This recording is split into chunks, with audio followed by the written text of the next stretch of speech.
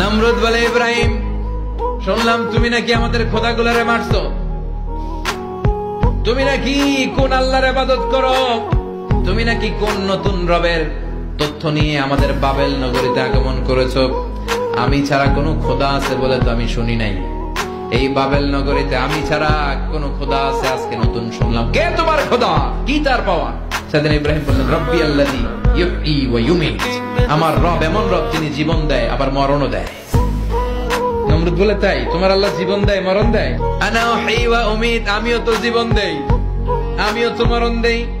সেদিন ইব্রাহিম বললেন, তুমিও যদি আমার আল্লাহর মতো জীবন দাও মরণ দাও তাইলে দেখাও। নমরুদ জেলখানা থেকে দুইজন ফাঁসির আসামিকে ধরে আনলো, ধরে এনে একটা ধারালো ছুরি নিয়ে প্রথম আসামির পেটের ভিতরে ধা করে ছুরিটা ভরে দিয়েছে, পিনকি দিয়ে রক্ত ছুটলো। লোকটা ছটফট ছটফট ছটফট করতে করতে দুনিয়া থেকে বিদায়।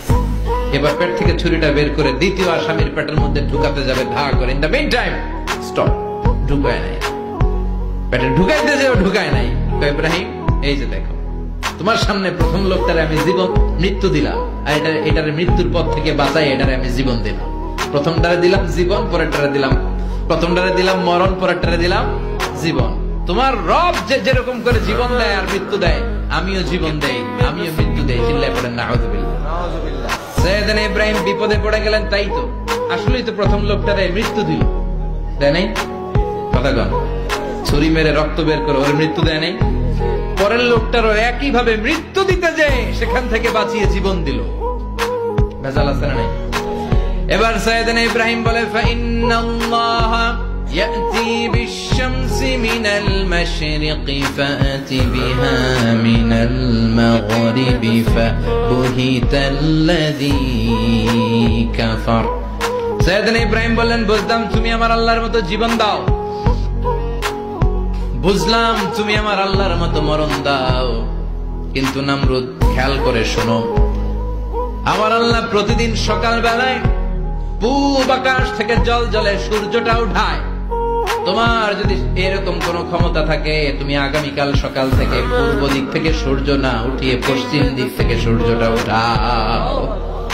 ফাবুহিতাল্লাযী কাফার। এবার ধরা গেছে, এবার জায়গার মধ্যে ধরা, একেবারে স্টপ, লা জবাব। নমরুদের মুখে কোনো জবাব নাই। এবার নমরুদের মেজাজ নরম নাকি গরম? কথা কন।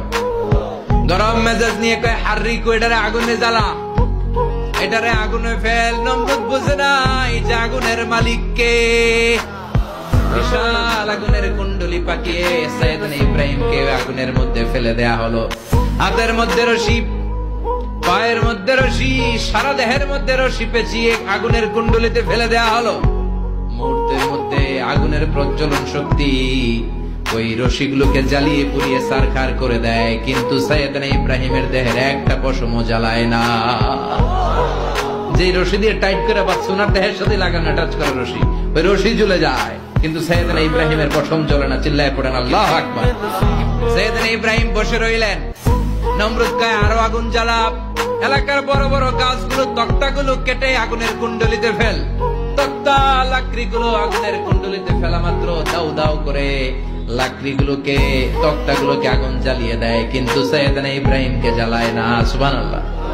আল্লাহ বললেন, আগুন খবরদার, আমার ইব্রাহিমের গায়ের যেন পশম না পুড়ে যায়, কারণ ইব্রাহিমের সন্তান হবে ইসমাইল, আর ওই ইসমাইলের বংশে আমি পাঠাবো আখিরি জামানার পয়গম্বর।